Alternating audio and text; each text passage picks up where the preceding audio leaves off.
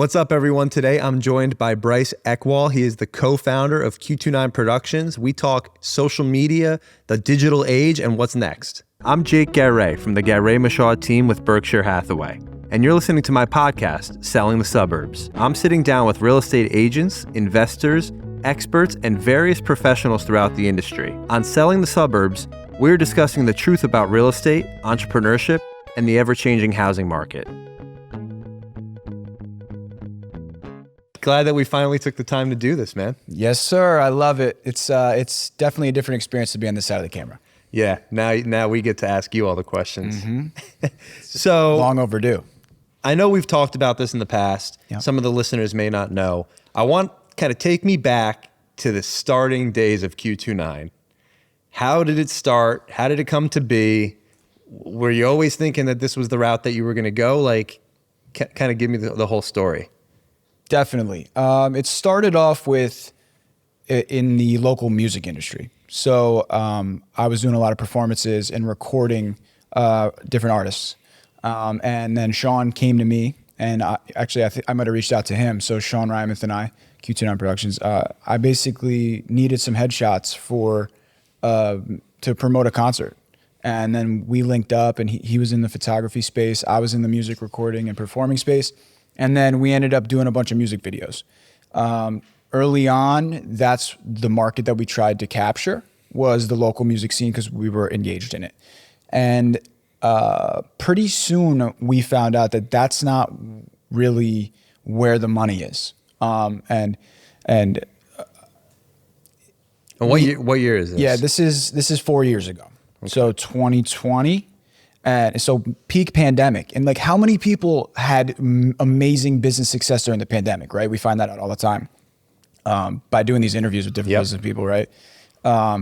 So we started off in the music business, and we decided it wasn't really the route that we wanted to go. We did one commercial for a liquor brand called Chelly, which was a friend of a friend, a connection, and we put my song in it. But Andre, my stepdad, loved it, and he was like, "You guys need a studio. Like, you guys need to do this and take it serious." So then we ended up building the back room. That was stage one. The OG studio. Yeah. So that's how it began.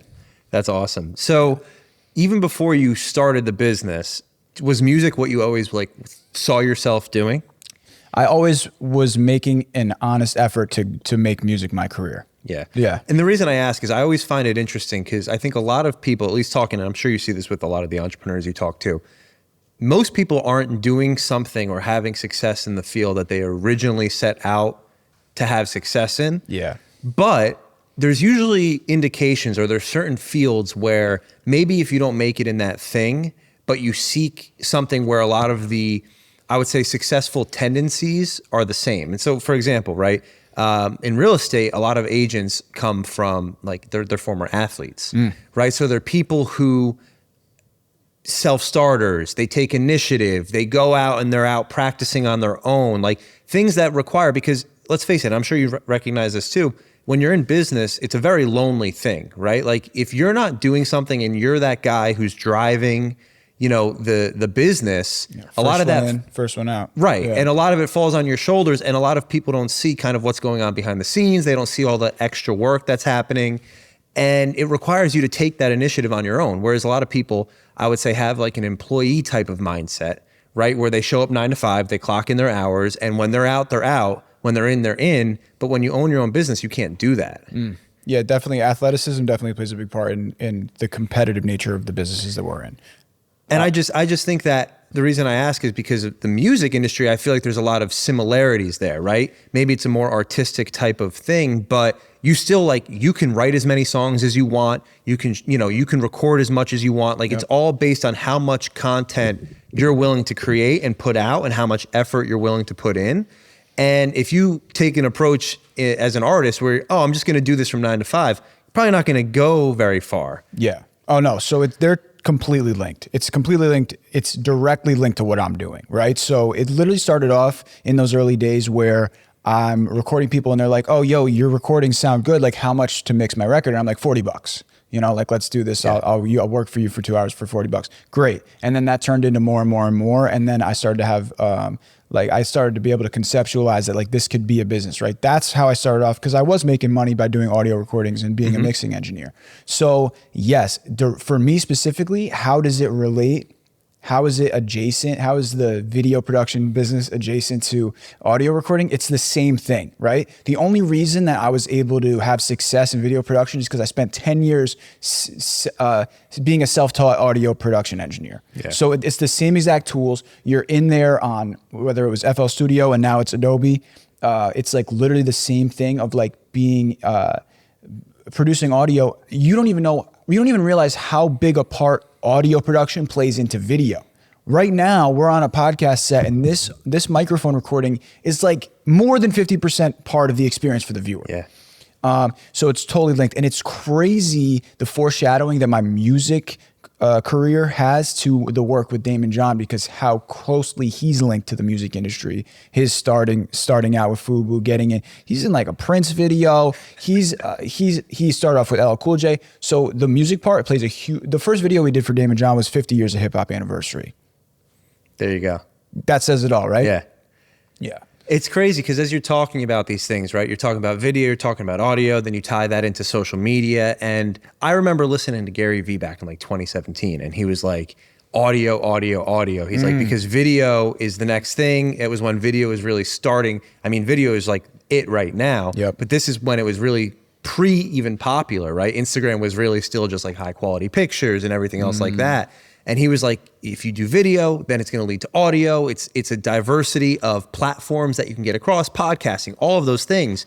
And then you tie that into social media, and then it's like, it's all linked together. Yes. To take it to the next step is like when our business started to have real success before Daymond John is when podcasts became the hot thing. Yeah. So we got it in at I think it's early. It's not really. Like I talk about this on other shows.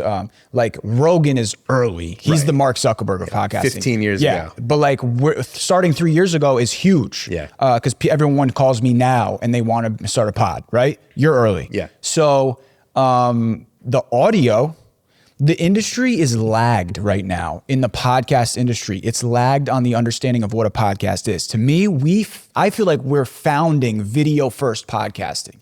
You know, there's definitely tons of people who are doing it, but basically like the audio part where you release your audio podcasts on audio distribution platforms, that's just as important as the YouTube part. Yep.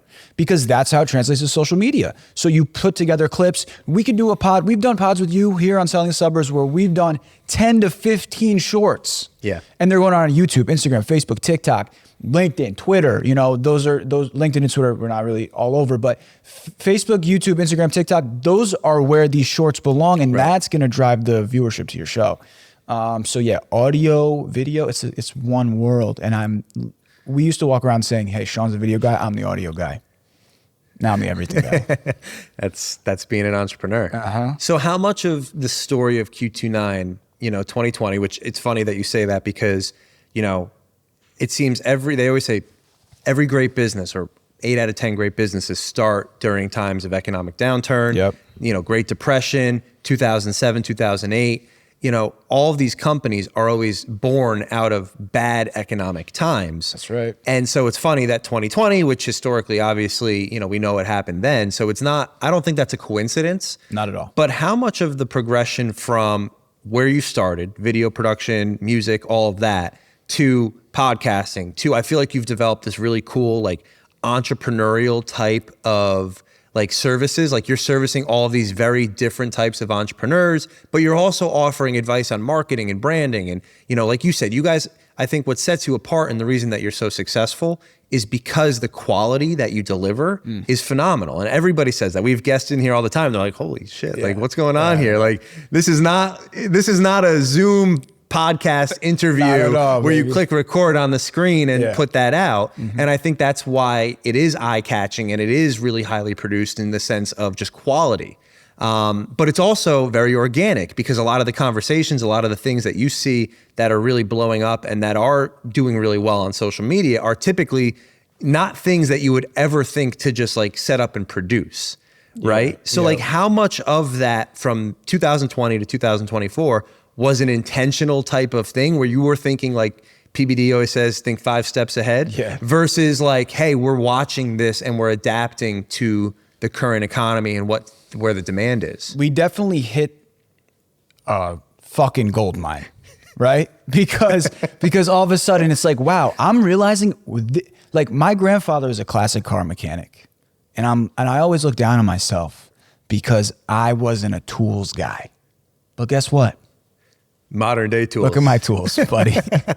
Dude, we all of a sudden cracked the code. And now to me, I'm in it, right? So it's hard to, for other people to understand this. Like I talk to 50-year-old entrepreneurs all the time, as I know you do too. And like, they don't see the need if they have already had a degree of success in business. But for me, I think this video part is like literally the main priority for anybody who's doing any kind of promotional entrepreneurship. For a high-level client, a lot of what they have to offer to a potential brand endorsement is a video. What are you going to do? Go around in the street and tell people that you work with Nike? No, you're going to make a fucking video about it. So me being the video maker, I'm the most valuable piece of your puzzle.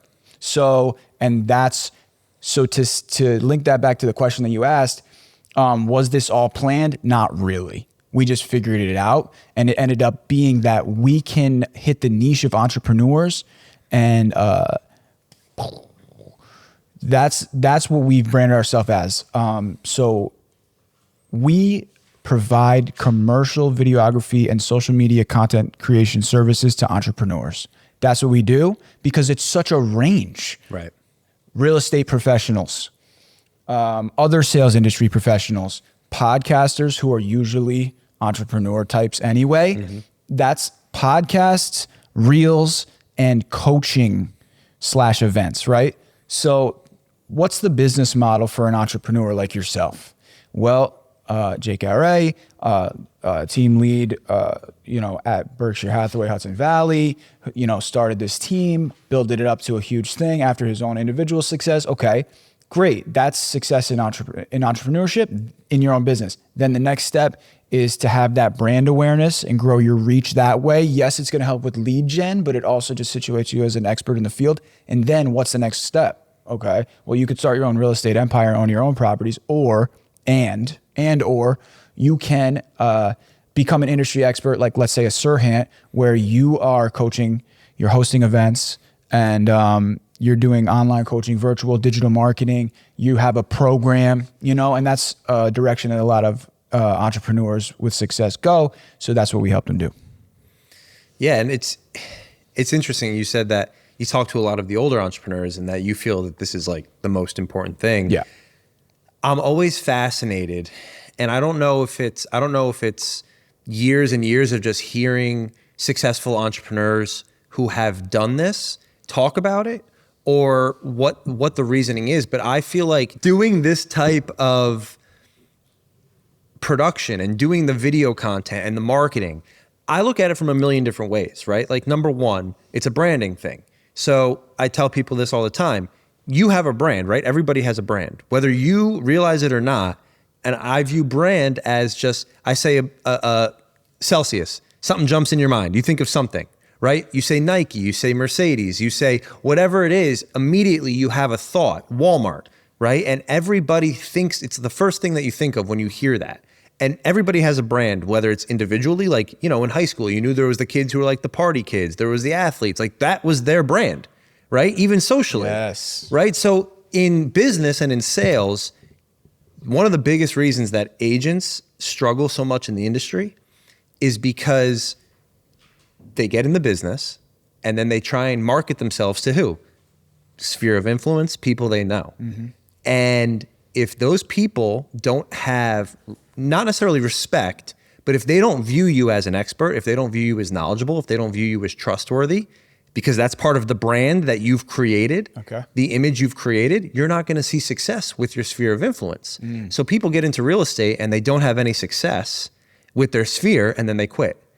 Right. Because they don't know how to connect with cold strangers, right? They don't know how to make those introductions. They're not knowledgeable enough to be a magnet for people, for business and for leads.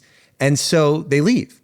And I'll hear people all the time. It's like, even joking around last week when we had a shoot in Beacon, and then we were talking in the car, and they're like, all right, time to go do some real work now. Right? And I'm like, no. Mindset is a problem. I'm like, no. That is the real work, Because if you create a brand and if you create an image where people are attracted to that, you will never have to worry about leads, business, any of that ever again. You'll have so much that you'll have to pick and choose who you're going to work with. And if you start there, then the rest is history. You know, most people in my business and in most businesses are looking for what? They're looking for more customers. They're looking for more top dollar revenue because they need more, you know, more money to drive investment, business, everything. Money solves everything. Right. Yep. And the reality is if you create a brand that's a magnet, then people will just come. And so that's why I feel like this is the most important thing. And granted, it might not be the most important if your competition wasn't doing it. Yep. But now in real estate, everybody's starting to do it, right? And yes, it's very early on and not a lot of people are, but in 10 years, game this out, right? Nobody was on social media in 2008. Even when I got my license in 2015, and I was like, my marketing plan is gonna be like all social media driven because I'm 21 years old. Yep. And none of my friends are buying houses. They still aren't. That's where your market is, right? You know, 9 years later, and still I'd say maybe 5% of everybody my age that I know has purchased a home. Wow. So it's not, huge. you know, it's not But like. that's your blue ocean strategy. Exactly. And so it's getting to the place where the people are going to be before they're there. Okay. So let's not even, so I'm going to take one step further into what you're talking about. Social media psychology, because I'm not going to try to pitch people on why it's important to make videos. That's not my business, but I'll tell you how to make the video. Have you decided that you want to be on social media? Okay. Now here's what you should do. Right. So, which is every genius, if I may add, because if you think about it, from a sales perspective, you're going to face way more objection trying to sell someone on why they should instead of how they should. So real estate brokers, real estate professionals online. Everybody posts pictures of their listings. It's commoditized. Fine. That's great. I think that's great for in-betweens, you know, that should exist. But here's the thing.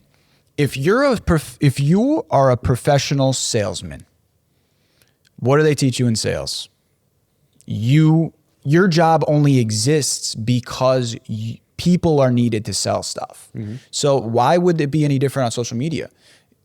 What do I say? You don't buy a house from a house catalog. You buy it from a realtor. You don't buy, a computer at Apple from the catalog. You buy it from a sales rep. Right. So people, that's the reason why, that's the whole economy exists on salespeople. And I say that to say, you need to do the same thing on socials. So if you're putting out just pictures of your house or just little videos of your house that you're listing, that's not going to be as, it's not going to work as well as literally you talking about it. So that's the big part. And listen, Daymond John educated me a lot on the power of personal branding. Like you don't think of, you don't think of Sean John without thinking of P. Diddy. You don't think of Virgin Atlantic without thinking of Richard Branson. Richard Branson. Yeah, except I couldn't think of just that. We know who you're talking about. But like that guy, that old blonde guy with the mustache and the Australian accent. An island. But like that's what people are attracted to because we're attracted to other people and we relate and it's relatable to see yourself in somebody else. And that's why people like watching you. So to put that all in perspective for somebody's social media brand, you're gonna need to get online and you're gonna need to be yourself. You know, we were just experiencing that here on the shoot with Jordan from your team. So it's really important to like get out there and like share your voice, share your face. People are so insecure on social media. Why? You're not insecure when you go to the supermarket. It's the same thing. It's an amplification of who you are as a person. Yeah. That's all it is. Instead of being, maybe you interact with 5, 10, 15 people a day. Now you can interact with hundreds or thousands as much as you want. Yeah. And in terms of branding and sales and marketing, everybody in real estate focuses on sales and marketing and sales. Everybody wants one of these. They want, I'm going to create a piece of content, picture, video, whatever. Yep. And I'm going to get this fancy sales funnel and we're going to run, and it's going to be $10 per click. And it's going to be, $150 per lead. It's going to cost me $3,000 per sale, but my average return on that is going to be, 15,000. Right. List some of all the different apps and sites that the industry is using in real estate. I mean, you can go, so people will say Zillow leads. That's like the easiest, most accessible. Everybody buys Zillow leads because why? They're ready to buy. They're there. They're expensive as hell. Then you have referral companies and all these Home Light, Fast Expert, whatever. There's dozens of them. Okay. And all these companies do is they create content for the consumer, right? They either publish blogs, they'll create little video skits, they'll put out a list and say, we run the metrics. We know who the top agent in your zip code is based on your price point, based on, all it is taking content, pushing it out to the consumer, and then pre-vetting the consumer, and then giving that lead to a realtor who has signed a 35, 38, 40, 45% referral agreement. Wow. That's where lot. They're literally willing to give up anywhere between a third and half of their income. But here's the difference, Bryce. You only pay if it closes. So they don't care. Okay, so it's no free risk. money is better, right? There's no risk. No risk, yeah. But it's the laziest piece of sales. And the point I'm getting to is brand trumps all. You know who's never run a single advertisement? Tesla. They don't have a marketing department. Well, they have a content team. And their content's sick. Did you see the Tesla Cybertruck being towing a Porsche and racing a Porsche? But that's brand. Yeah. Right? 100%. That's Elon's brand. That's Tesla's brand. That's their story. They don't go out and run ads.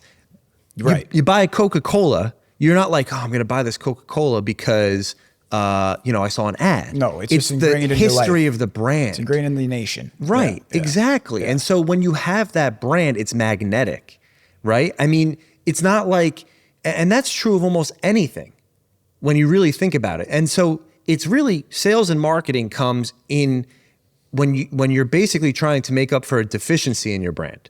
You're trying to make, maybe, yes, there's a place for awareness and growing that brand awareness. And you can use ads and all of that to increase your awareness and increase your reach. But at the end of the day, brand is the most powerful thing. And nobody wants to take the time because it's a lot of work. It takes a lot of time. No one wants to take the time to create a brand. Like I said earlier, like you guys have that kind of cool entrepreneurial business, but you're also like tied into the music industry and you're also very trendy and you're on top of things. But a lot of that is all adaptability, right? You recognize those trends. You're constantly looking for ways to get better. And as a result, you're attracting entrepreneurs who have that same mindset. At a high level. So we're attracting high level entrepreneurs. Right. Yeah. And you see that. You see that with the people that you've brought in, like a Daymond John. Yeah. Right. So obviously when you're attracting those types of people, that's because something that you're doing is working. I think a lot of it has to do with the sales approach. Because like when I just first started working with Zach Dingy from Plug PV and you at Berkshire Hathaway Home Services Hudson Valley, like you guys helped educate me in this sales world, right? Because everybody's in sales, right? So it's about understanding your value. I talk to Ethan all the time. I'm like, dude, you have to understand how valuable you are in order to put yourself in that market. And I do want to talk about what the definition of marketing is because that's huge right now. And people are consumed by the thought that it's all social media and it's not. And it's actually hindering people's ability to get out there because people really need to understand, okay, you ever saw that video of it's an Indian girl and she's talking about what is marketing, the definition of marketing. Well, it's advertising, promotion, PR, and sales. And that, if you planned it all out, that's marketing. So it's not just social media, right? There's all these different things you can do. Yep. But valuing yourself and then actually, what do they say? You're not gonna be this middle ground option for people. People either want to pay a ton of money or they want it for free. Mm-hmm.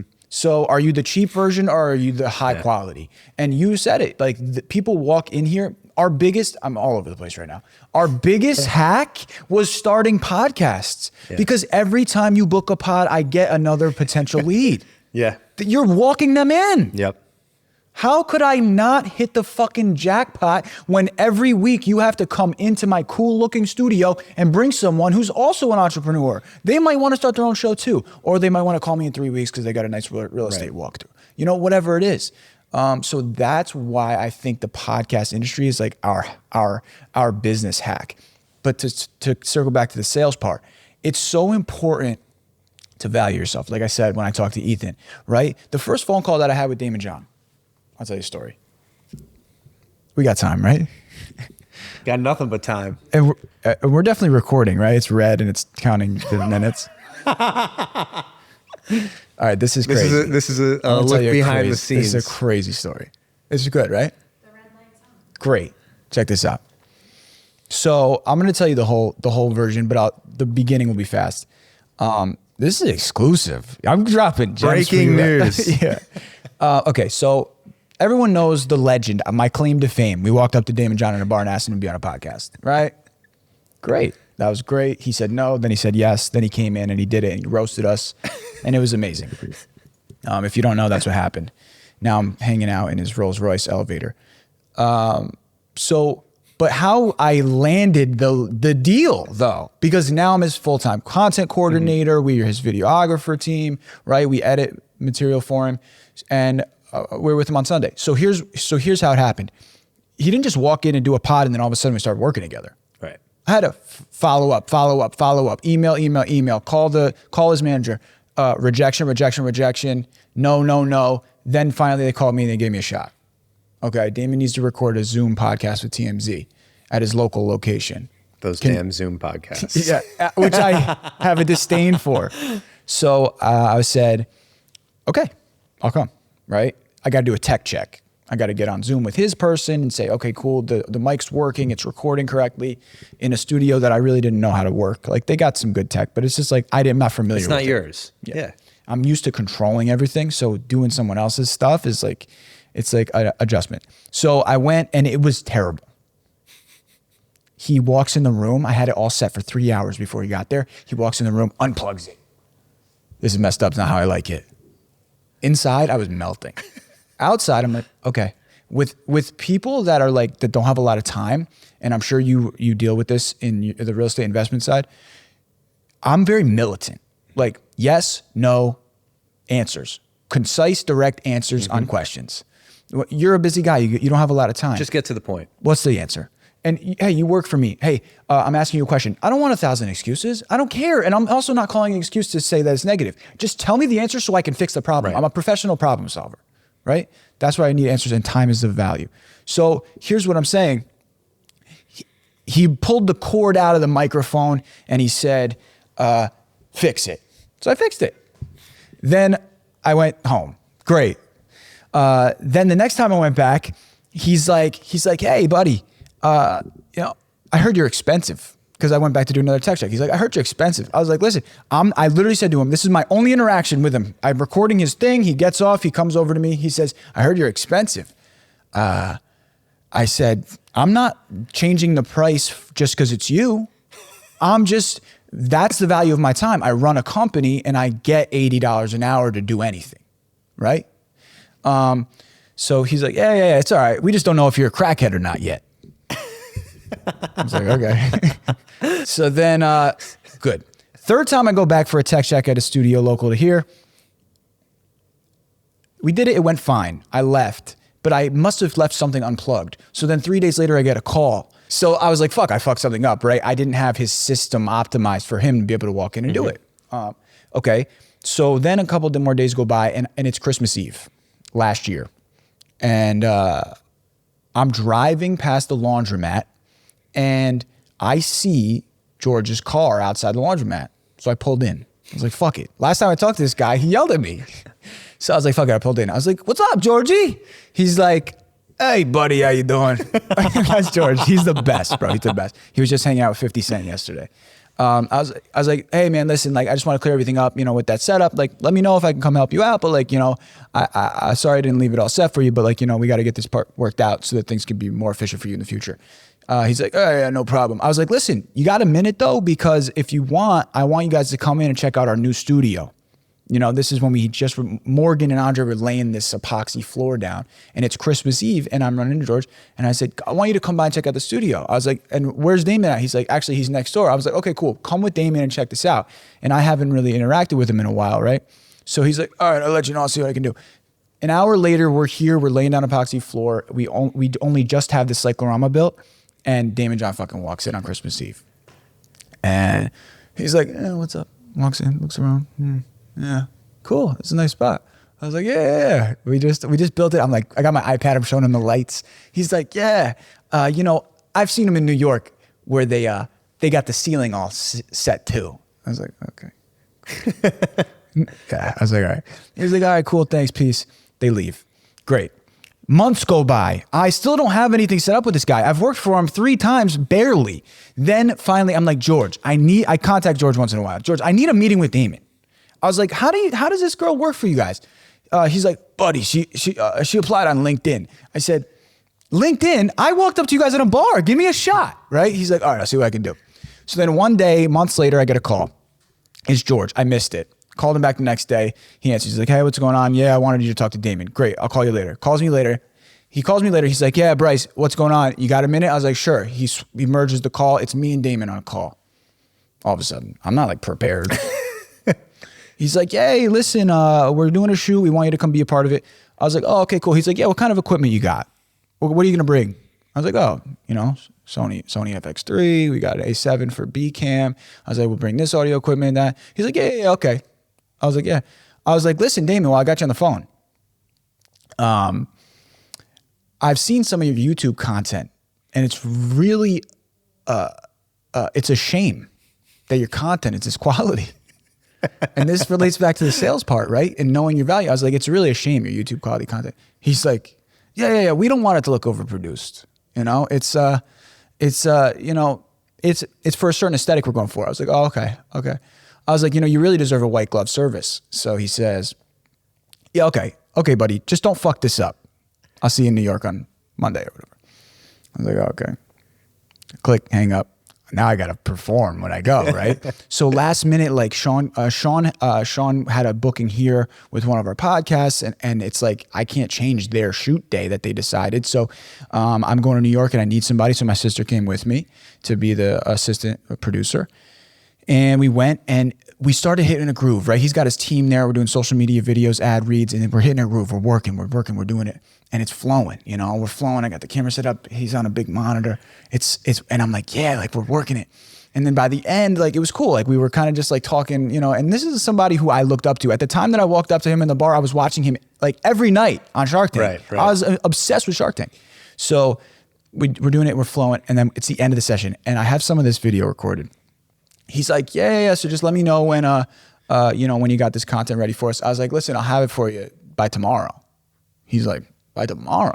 Like we shot like 15 videos. He's like, yeah. I was like, yeah. I'm gonna get this process for you by tomorrow. He's like, if you do that, you're the real deal. But I don't have any faith in you. I was like, oh shit. Now I gotta really deliver this shit tomorrow. So I came back upstate, and I literally spent the next 16 hours overnight editing the entire project. I got them all the videos, buttoned it all up, did a little bit of extra, and then nothing, no response. I was like, oh shit. I don't know if he got it. 2 days later, I get a video text from George. It's Daymond in an SUV, like this, selfie mode. Yo, shit talker. You did some good shit. Can't wait to work with you together more. That's awesome. Bro. Everyone in here was freaking out. I showed my mom. She was like, oh my God, it's so great. Because it was crazy. That is wild. And then we ended up, cultivating the relationship, building. And then his team, Ted, the president of his company from the Shark Group, wanted me to come on as a content coordinator. And then we've done multiple various video shoots. He flies us out to Miami for different masterminds and events and video shoots. And it's been a great process so far since then. Yeah. He also referred to me as Brian De Palma, the director of Scarface. He's like, oh, De Palma had a vision. Let's do it. Hey, buddy, you posted on your Instagram. You can't do that without authorization. But leave it up. I like it. That's the type of interactions I have with him. That's awesome. It's been crazy, bro. Yeah, I mean, that's wild. Yeah, I know. It's crazy. But I find it interesting because like just hearing, so a couple thoughts. Yeah. When he was asking you about the equipment, is he like well-versed in that stuff? He actually, before he went on Shark Tank, he actually went to New York Film Academy just to understand how it was being produced. He's actually a fucking genius, bro. Well, I'm just curious about things like that because one of the things I think that makes a really, really successful person, an entrepreneur at least, is their attention to detail. Like every little thing. Like you have to be so anal about things. Yeah. And like every little thing matters. Like I'll even emphasize with my team, like just the way you write an email to a client, right? It's all about like controlling the perception, controlling that way that they view you. So I'm not surprised that he's like I want to know exactly what this is. I want to be well spoken in it. I want to understand it. I want to be able to speak that language, understanding the importance of that. And then he actually, just do a quick, actually went to New York Film Academy to take some classes because he realized that product placement of FUBU was going to be a major asset on commercial sets and music video sets for him in the branding of his company. So he wanted to know, like, if they're shooting the hat with like a medium shot, wide shot, long angle, low angle, what's this for? And that's why he did it. And then ended up working for Shark Tank. So what do you got? What else? That's wild. Yeah, it is. I mean, that's thinking a couple steps ahead. Yeah, crazy. But what I was going to say was you set unrealistic expectations. Were you, question, consciously or subconsciously, do you think you set those expectations for him or for you? What do you mean? So I do this subconsciously sometimes. Okay. But I feel like a lot of successful entrepreneurs, what they do is they say that they'll do something. Elon Musk is notorious for this. Setting a super unrealistic deadline, super unrealistic time frame, setting the bar so high that you have no choice but to push yourself outside of that comfort zone to try and reach that deadline, that project, that, like, yes. you know? Yes, he challenges me. And because he's figured out that that's the way to make growth. But you challenged yourself. Well, yes. You know what I mean? Like, really, that's, yeah, and I'm sure he holds you to a high standard and all of that. And that's 100% true, which you want to live up to that standard. But I also think putting those expectations on yourself is a way of saying, like, buddy, I'm going to take care of this. Mm-hmm. And him being like, no fucking way, is a way for you to be like, oh, now I'm really going to take care of it and show you. Yeah. Do I set those expectations for myself in order to, I mean, you might not do it intentionally, but it sounds like you do it. I do know our capabilities. I'm aware of what video production services take. Mm-hmm. And I really never like to give people a debt. I never like to tell people when they're going to get their work. Never. I'm always it's under promise, over deliver. Exactly.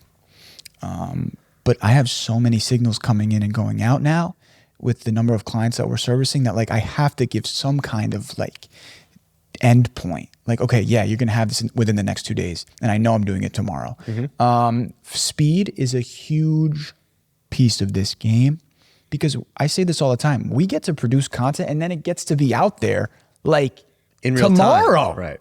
And for some of us, like you and Zach, we control when it goes out. Right. So I might shoot a video with you. Listen, I'm doing a podcast with you right now. If my team doesn't work on it, it's never going to go anywhere. But I'm going to self-serve in that sense of, like, getting that content out there right away because I want to see it and it's powerful for my brand. So if when you do a video, tomorrow it might be on the internet. Speed is huge. Setting expectations. Can you ask me one more time? I mean more so not for the client. Okay. I think it's more so for yourself. What do you want me to get to? I just think it's more so, honestly, more of an observation than I think it is like a question. Got it. Because I think by setting those expectations and saying, like, hey, Daymond, we're going to do this, it's holding yourself to such a high standard that sounds and seems impossible. But guess what? Now you know you're capable of that. Now, you're not going to do that for every single situation, every single time. Right. But there are certain times in business where it's an all hands on deck, 16, 18, 24 hours straight thing that you've got to do.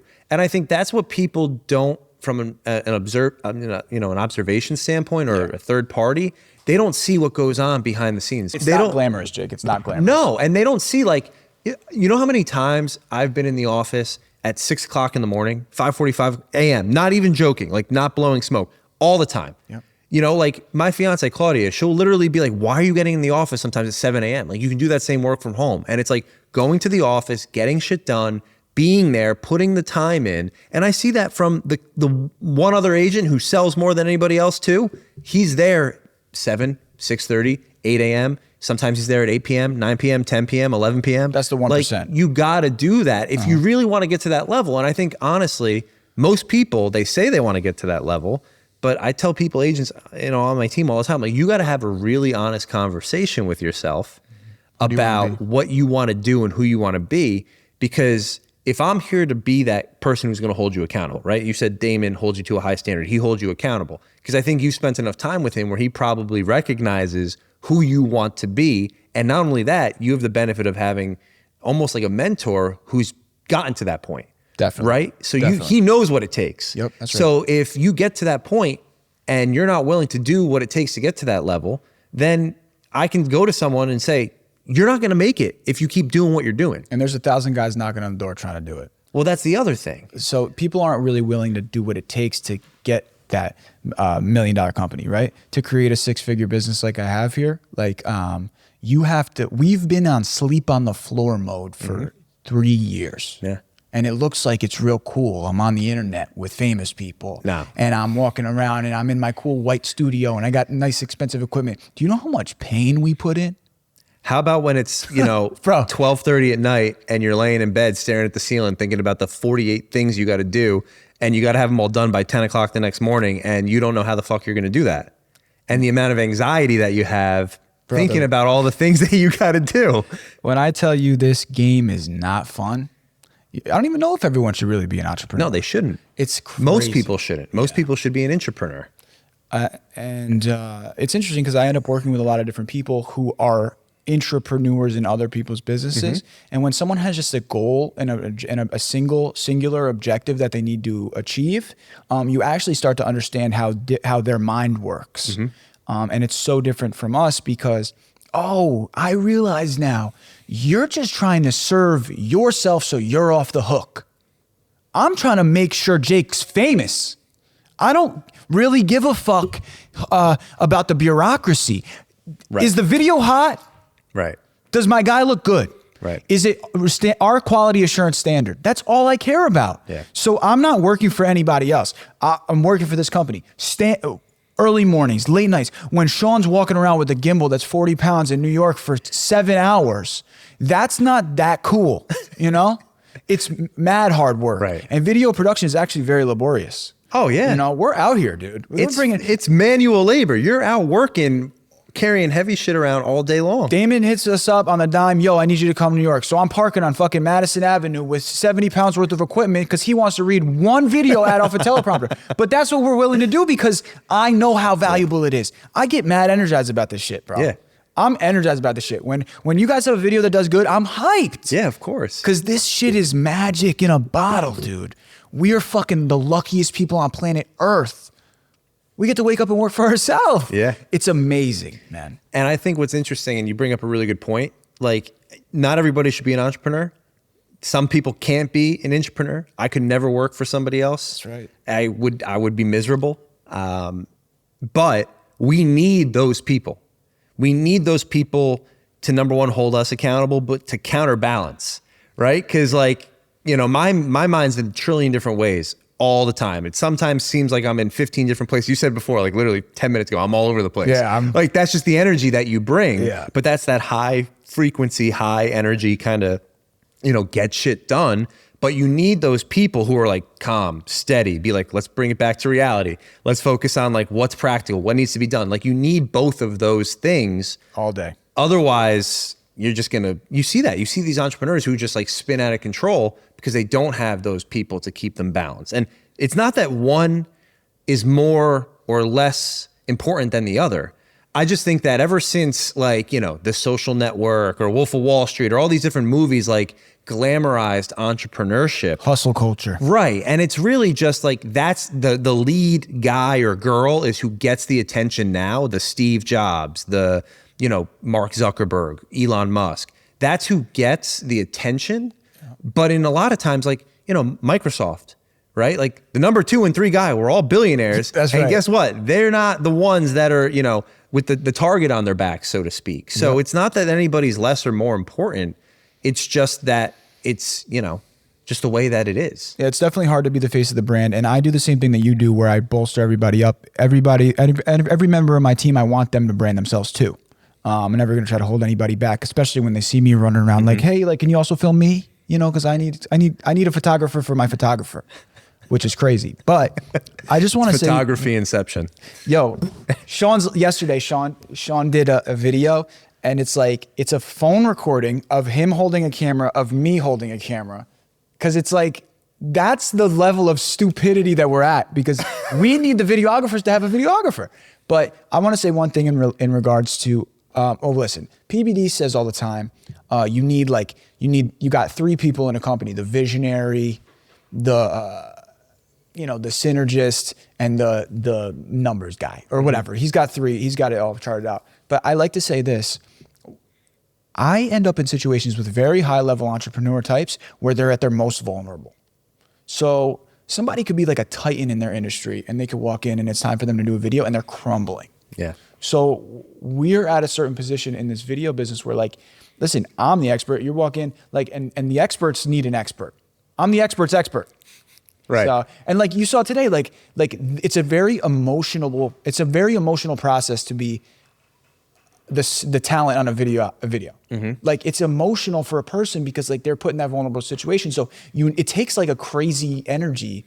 That's why I have a lot of success, because I walk around and I'm like, wait, but I want you to do it. You're also overly caffeinated. Yeah. Caffeine and nicotine, baby.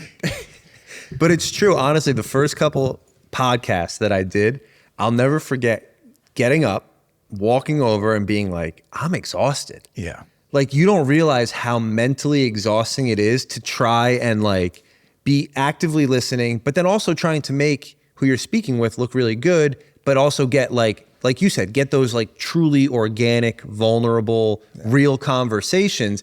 Because I think, and what we've tried to do is, as we talked about before with Jordan, is create content that's not produced, create content that's not like, you can look at the same type of content, but through different lenses. Right? It's the brand, yes, that's part of it, but being organic, being authentic, being true to who you are. And that's why it's like, for years I heard, it's like in the back of my head drilled, like Gary Vee was always like, document, right? Like just that's right. Record everything. Don't create, just document. And for years I was like, what the hell does this guy mean by that? Yeah. Like what's the difference, right? Yeah. And then you realize like, oh, he's just saying like literally just document what you're doing. And organically, you'll start to figure it out. And that's kind of like you said at the beginning. It's like the whole transition of your story with your company, and from day one to where you are today, was a lot of just following the doors that opened, right? Yeah. And just figuring things out as you go along. Yeah, Andre always tells me, follow the money. I was doing Christmas family portraits for $40. And now we work with TV celebrities and professional athletes, and because we followed the money. Yeah. And we've had a lot of success in the podcast industry. We've had other successes. And it looks like everything's really, really glamorous, but it's not. Yeah. It's real work. Yeah. And what were you just talking about, though? Because I had a good point. You were just discussing archiving, right? So when we're making all this content, like, at the very minimum, aren't you going to want to look back on this time? Right. I think about that all the time. Yeah. When we linked up, you understood, like, hey, I have a niche here. And we discovered it. We're navigating in and out of what the actual niche is, right? Because if you talk about your niche in a category of content to talk about real estate, buddy, I could write a fucking novel on real estate. I mean, I couldn't. You could. So, like, what do you want to talk about? Right. Do you want to serve first-time home buyers? Do you want to serve real estate investors? Do you want to talk to other agents in the field? Like, and you've situated yourself as an expert for other real estate agents to, like, propagate their growth and, like, really understand, like, you're an expert in the field. So, and I think that's the niche that we struck first, and now we're ushering ourselves into real estate investment and catering to those type of clients by having events and speaking on the subject and bringing in certain professionals that are from the world. But you got to niche down, baby. Got to niche it down. Yeah, and I think everybody who wants to get into content, maybe not everybody, most people, first off, I think content's just like a buzzword, right? Everything's like content. If you really want to put yourself out there, right?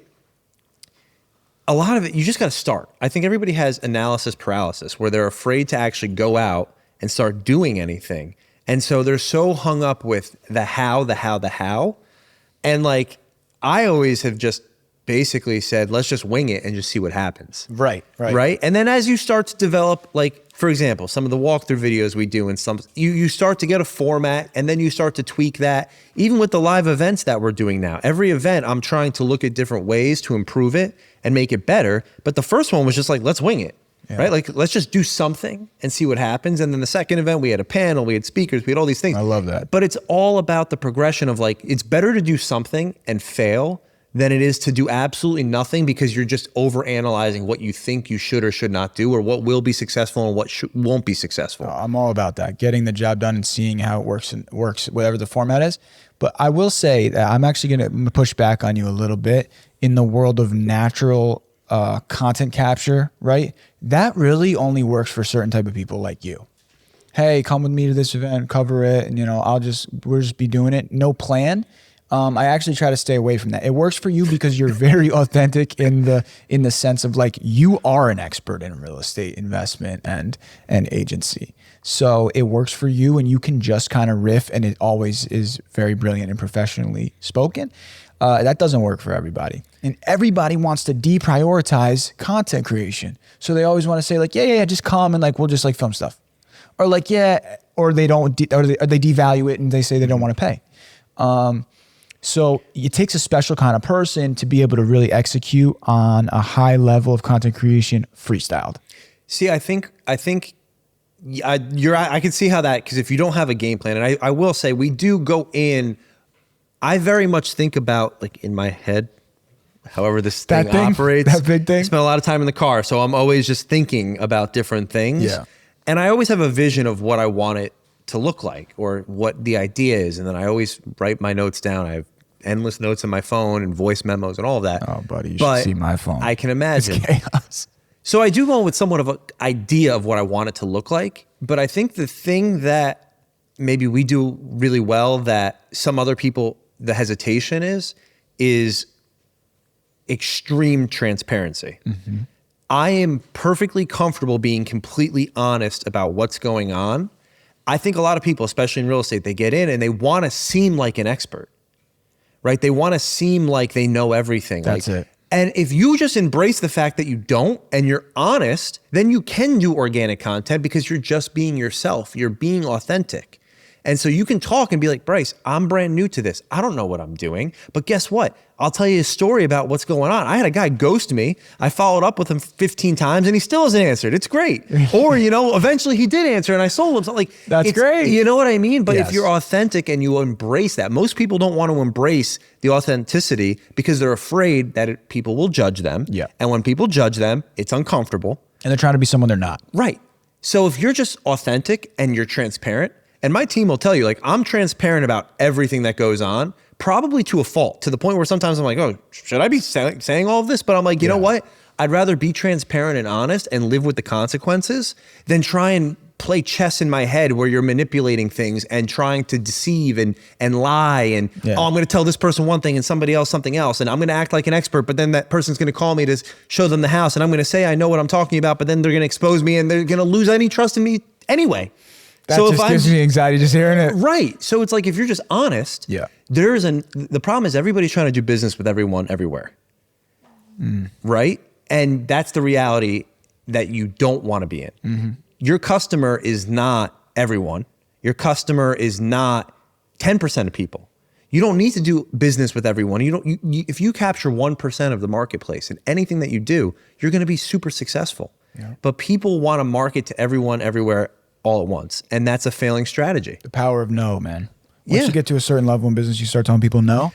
Or even just being honest. Yeah. Right? Like if someone says, oh, I want to buy a house in an area that I've never sold a home in. And maybe I can go there and work. And sure, no problem. But if they ask me, oh, what's your experience here? I don't know. I haven't worked in this market before, but here's what I do know. I know how to, analyze property. I know how to look at the numbers. I can guide you on specific home-related things, the process. I can negotiate, like all of the things that you focus on, the things that you can do, and not your deficiencies. Oh yeah, all day. Yep. And I think that's the thing where, if it requires you to be honest with people and upfront and transparent, and so that's why organic content doesn't work because you probably get a lot of, let's cut that, let's get rid of that, I don't want to show that, Oh, yeah. I don't want to post that, I don't want to do, and then they're not devaluing you, they're devaluing themselves, how they appear, if that makes sense. Of course. They don't value what you do because they look bad doing it. So it's easier to say, let's blame you and not myself because I suck at it. Listen, you're the best kind of client because it's like, hey, listen, I want you to control this. We've developed a relationship. We have a trust level. And you're like, Bryce, here, control this. Maybe one or two things might have to be tweaked. But other than that, what we produce is what goes out. Yeah. And I mean, we've put out so many videos of you, and like, you're never calling me and saying like, oh, Bryce, like, take that down, or, oh man, we got to change that, or I don't like the way I said this. Because, okay, listen, yes, we're never, you know, we're never going to put out something that looks stupid or looks bad or looks, you know, like, there's never going to be that, because it is that authentic level of content from you. And I'll be honest with you, there's things that I look at and I'm like, I'm not happy with maybe how I look, how I come off, but you know what? It is what it is. And that's the thing. I just embrace that. And I've learned, I don't even watch half of the stuff. Do you know how many times we go back and forth with people? Hundreds of times. No. We do a project. It's like extremely comprehensive video coverage of a huge event. And then we're going back and forth in emails for revisions. I mean, we have to put in our contracts that there's a limited number of revisions. And the way that people deliver revisions is I could give a fucking masterclass on handling revisions. I actually can't even read emails on revisions. I have to have Morgan process it and then send it to me in the list. I'd rather you say like, replace this.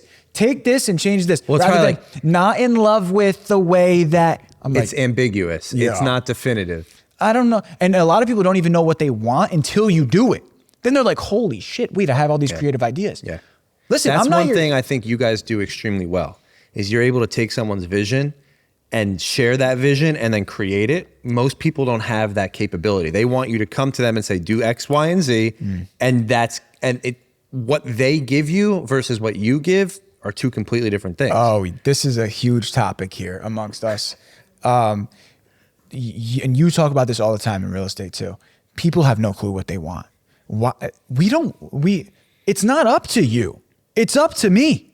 They're coming to you. They're coming to me because we're the experts. Mm-hmm. They want you to write the whole thing, create the whole. Most people, they don't know what they want. Hey, let's get on a discovery call. Educate me about what you do for 30 minutes. And then I'm going to do the research and figure out what you need to do and say, because people don't even, some people have a vision, some people don't. So, hey, like, let's see what the client says. No, for what? This is a made up, everything's made up. Right. We're making content. It's for true. Instagram. Bro, Instagram made us loaded. You know what I'm saying? Could you imagine going back to like 1980? I'd be fucked. Could you go back to 1980, go into like a boardroom, go into like Pepsi's boardroom in 1980 and just show them what marketing and sales and social media is and what you can produce now and create. They would be like, what the hell is this?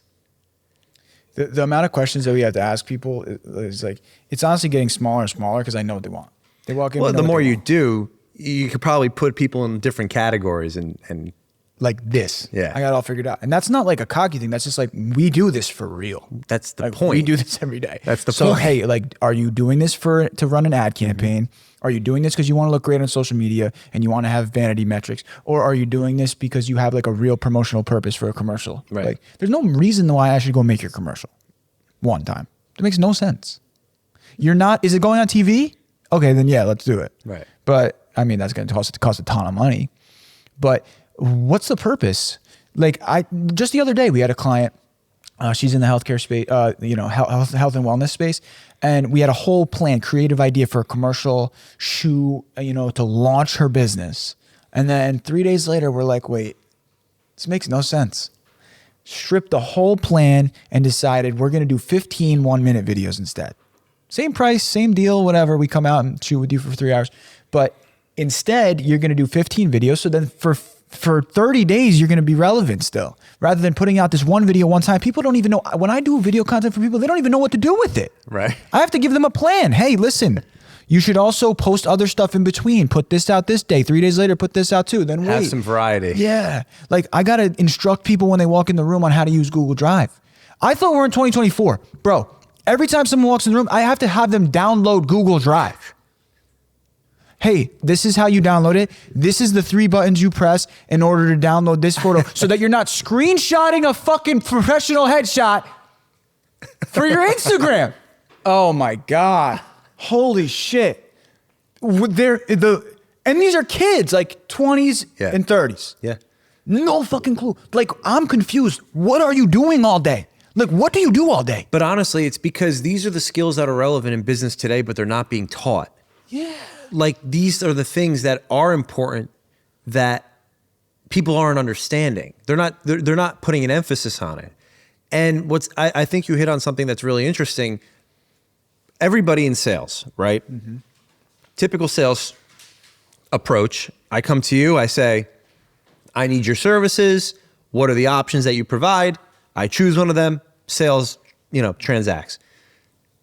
It takes a specific type of salesperson and that's why, what have I said from day one? I don't want to be a salesperson. I want to be what? An advisor. Yep, that's right. Right? Yeah. And that's always been my approach.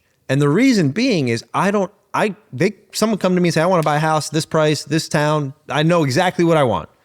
And new agents on the team or agents on my team will come, they say they want X, Y, and Z, but they don't buy this. Why? And I'm like, because you're focused on what they're telling you they want instead of what their goal is. Right. And I always go to my clients and I say, well, what's the goal? You want to be a real estate investor? You're a young family. You want to have kids. What are we working towards 5, 6, 7, 10 years from now? Because 10 years from now should theoretically set up 5 years from now, should set up a year from now. And it's funny because people live their life this way their entire life. So they're conditioned this way, right? What do? We go to school for our entire lives with the sole purpose of what? Going to college to get a job. So for 16, 18, 20 years of our life, we're conditioning ourselves for the future based on what we're doing today is based on what we want to do in the future. Right. And then all of a sudden you graduate, you get a job and you're like, people don't know what they want anymore because they don't know what they're striving towards. Right. It's like, someone stopped telling you what you're supposed to want in 5 years, 10 years, 15 years. And then they come to you to buy a house because that's what their mom or their friend or their, whatever tells them that they're supposed to do. Right. And then they're like, I don't want to buy. I don't know what I want. And I'm like, well, what do you want? Not house-wise. What do you want your life to look like? What do you want your lifestyle to look like? What do you want 5 years from now, 10 years from now, 15 years from now? Okay, well, I want to buy investment real estate. Well, then let's put a plan together, not a 12-month plan, not a 6-month plan. Let's put a 5-year plan, 10-year plan. Let's figure out what the goal is. And that's the first question. Okay, I want to buy investment real estate. Well, do you want to own 1 house, 2 houses, 10 houses, or 50 houses? Right. Because that is going to determine the approach that we have. It's going to determine what type of house you buy. It's going to determine where that house is, right? Like, these are all things that factor in where most people, they come in and they say, Bryce, you want to buy a house? I'll sell you a house. Yeah, no other need questions as much asked. Information as possible, because that's why we really are advisors. Right. Like, I don't care. I'll give out all the value. Call me and ask me how to put a Reels on Instagram. I'll tell you. I'm not going to charge you. And the thing is, like, you're 100% right, because whether it's in our weekly meetings, whatever it is, we're constantly, when we're here, we're talking about marketing, we're talking about branding, we're talking about all these different things. Yeah. You're advising all of your customers, clients, all of the people that you're working with on what are the and it's also just a lot of asking questions. Like, what do you want it to look like? What do you want people to perceive you as? Like, all these different things. What's the end? But it all ties back to what? What's the end goal? Yeah. Because the ends justify the means. So it's definitely important to have and be honest with yourself. Yeah. And that's what we do every day. Do you know how many calls? I'm sure we both, you too. I have so many calls every day. It's the same fucking phone call. Yeah. What do you want to do? Is it podcast? Is it Reels? Or is it an event? Oh, okay. And sometimes they just want you to tell them what they should want to do. Yeah. Well, it's like what's the hot new thing? Where should I be posting? What's like the thing that just gets you, well, I want to go viral. It's like, well, maybe you should focus on the foundational elements first. Yeah. Right? Yeah. Like, because the thing that works today on January 16th of 2024 is not going to be what works in 6 months, in 12 months, in 24 months, in 36 months. But the reason that we'll be doing business with you for that entire time frame is because I know that you're going to stay on top of those things, adapt, and advise me on where we should be focusing our attention. What are the new things that we should be trying? And then we're going to adapt and grow together. Oh yeah, that's my version of what you're talking about is who are you talking to? That's why it's so linked to marketing. Like, who are you trying to address? Why, if you're a 50-year-old internet celebrity, are you trying to do a TikTok trend? I mean, you should be on TikTok, but like, why are you doing a trend that like 13-year-olds are doing? Who are you talking to? And that's why the marketing talk is so correlated. Like, it's the same conversation that you're having, which is like, hey, where do you want to be in 5 years? Because we need to figure out what we're going to do now in order to inform that plan. That's what I experience every day. And it's not like shade at business owners. Right. It's just like, hey, like, let's get clear on the goals. PBD says, like, how are you going to make your money in your life? Are you gonna work for a business? Are you going to create your own business? Are you going to be someone who sues people? Whatever it is, it's fine. Like, just know it so you can plan for it. Right. So that's where we're at. I want to announce one thing that, and I think I told you about this, but we're putting on a live interview podcast event at the Academy on March 30th. It's called Vital Talk. I've collaborated with Alex Vivar and Brevin Zimmerman from Vital Barbershop, and we're putting on an event where we're conducting live podcast interviews on stage to 300 ticketed guests about sharing the secrets to successful entrepreneurship. So at that event, and you're going to be a part of it, at that event, we're going to be, I'll tell you this part, Two Dudes, Three Legs is interviewing Tyler Lydon, who is a former NBA player, and now he's a coach. I'm also interviewing Ali Krieger, who is now she's an analyst and commentator, sports commentator, but she was the former captain of the NWSL championship team, Gotham FC. And there's another special guest too that we're going to have there being interviewed. So we have some really high level people, and it's going to be an amazing event. Tickets go on sale now, so you can check it out. Let's put a link somewhere. Awesome. Yeah. That'll be fun. Yeah. So this is what I want to end on. Okay. Give me the vision that you have for Q29. What's next? Like, what's the future bring? Our podcast network. A network of brilliant, insightful shows that we're partnered on. So we partner with people on producing their podcast and take it to immense viewership. So our podcast network and digital marketing. So podcast network, digital marketing, that's the plan. That's the future. Yeah. Digital marketing campaigns for whatever. You want to generate leads, you want to generate recruitment, you want to increase awareness for your coaching program. Direct digital marketing, Facebook, YouTube, Google, and the podcast network. That's what we're doing. Awesome. Yeah. And how can people find you? Instagram, Bryce Wall with 4 L's. So Bryce Wall. And just get acclimated with Q29Productions.com. You can go to podcasterclass.com if you want to inquire about podcast production services and consulting. And make sure you check out Selling the Suburbs. It's available everywhere on all audio distribution platforms: Spotify, Apple, Amazon, and you can get it exclusively on YouTube. Awesome. Thanks for coming out, man. Thanks, I appreciate it. Thank you, sir.